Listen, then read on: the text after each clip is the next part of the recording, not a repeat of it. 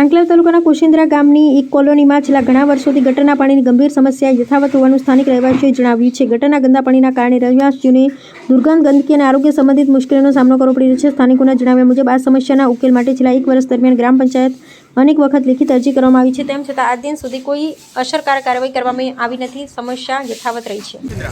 કોચિંદા Indira colony. તમારું નામ? સંજયભાઈ Bhagwanbhai colony. તમારો પ્રશ્ન શું છે? પ્રશ્ન અમારો આ છે કે જો આ પાણી અત્યારે ચોમાસામાં હવે આવવા જવાની નાના બાળકોને બધાને તકલીફ પડે છે. પંચાયતોનું કોઈ એક્શન લેતી નથી. તમે અરજી કરી છે પંચાયતની?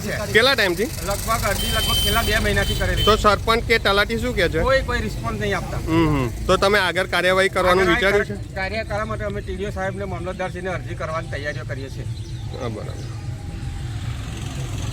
આ જોઈને કે ખોરી આગળ ગયો પેલા પણ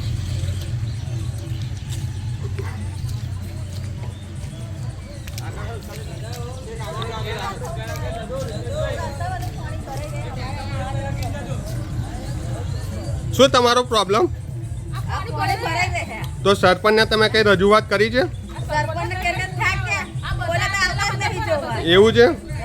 તો આગળ અરજી કરવાની ઈચ્છા ખરી તમારે? અરજી કરવાનું અરજી લખાઈએ છે પણ આગળ પહોંચવા દે દેતા.